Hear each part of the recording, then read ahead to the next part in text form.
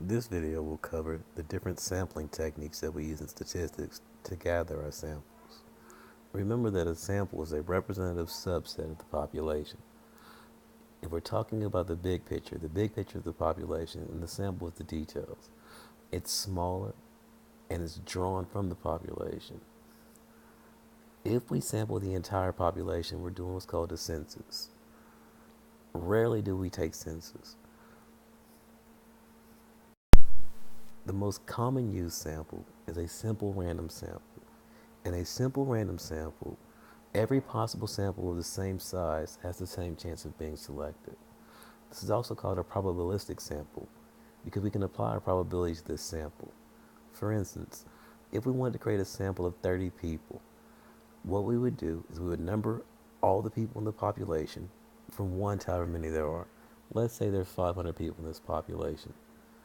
So we numbered everybody from 1 to 500.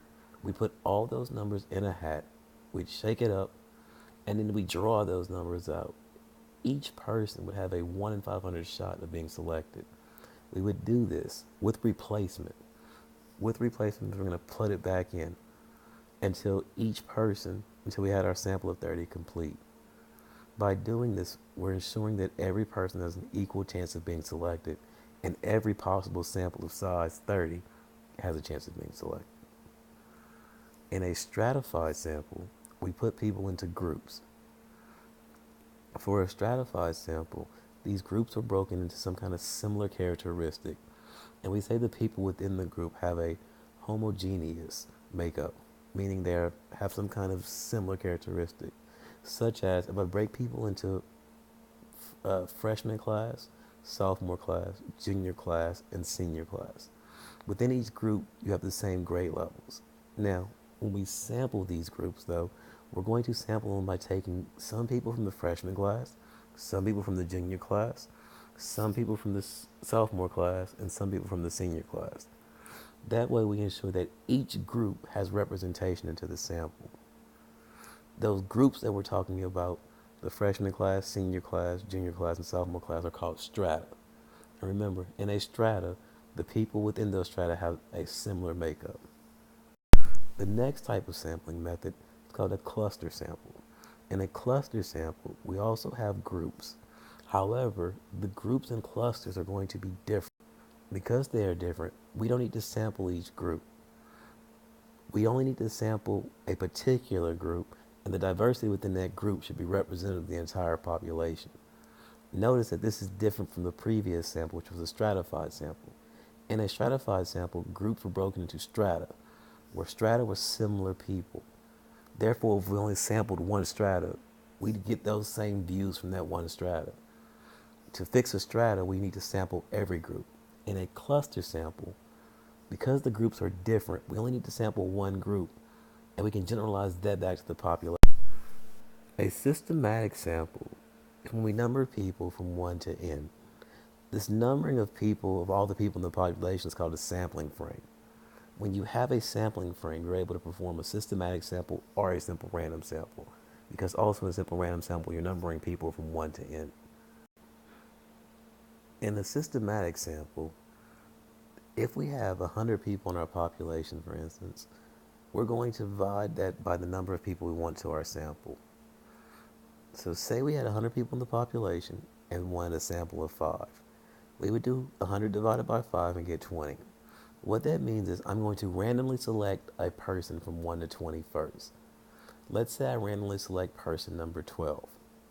After that, in order to complete the sample, I'm going to add 20, which is the equal interval width, to that number until I complete my sample. So in this case, I'd select person number 12, person 32, person 52, person 72, and person 92 to get a total of 5 people.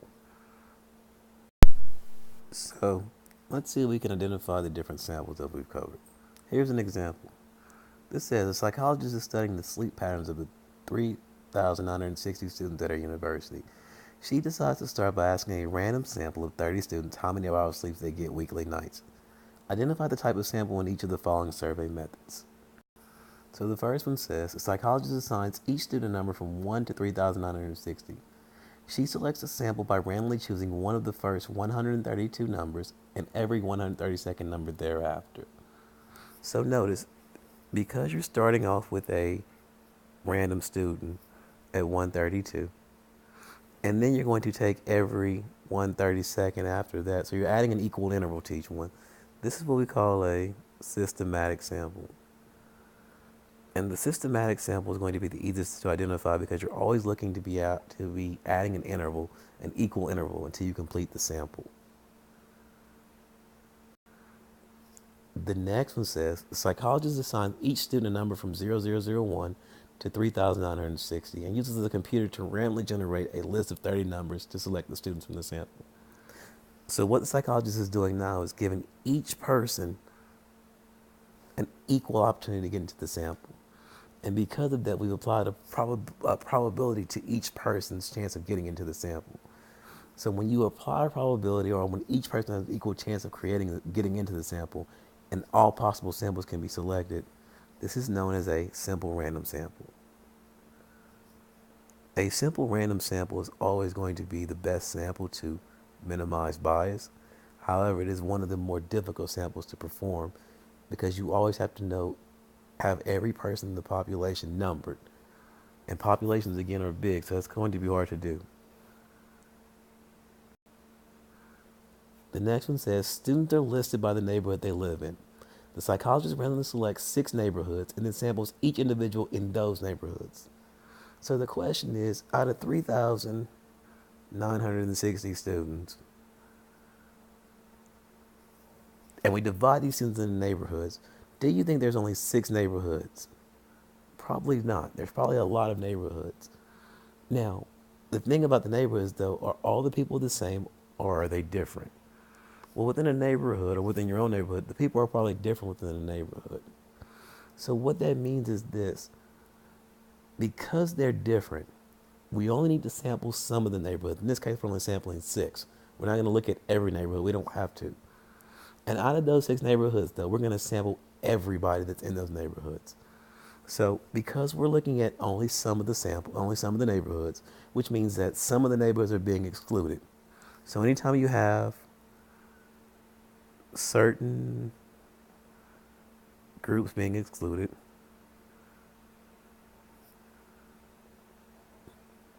anytime certain groups are excluded and selected groups have every person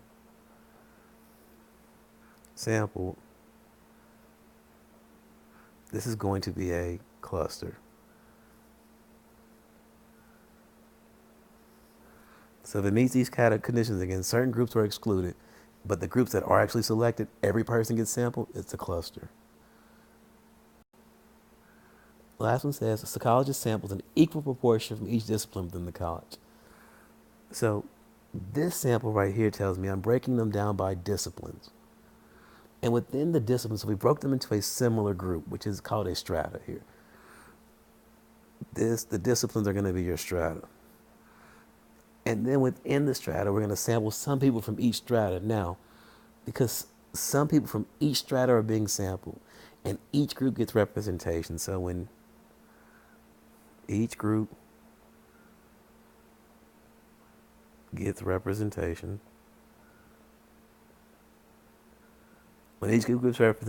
this is known as a stratified sample. So understand the difference between a cluster and a stratified sample. In a cluster, some groups get representation, but each sample group will have every person sampled. In a strata, all groups get representation. Then we're going to sample proportions of the group, which means not every person will be sampled in the group, but every group will have representation.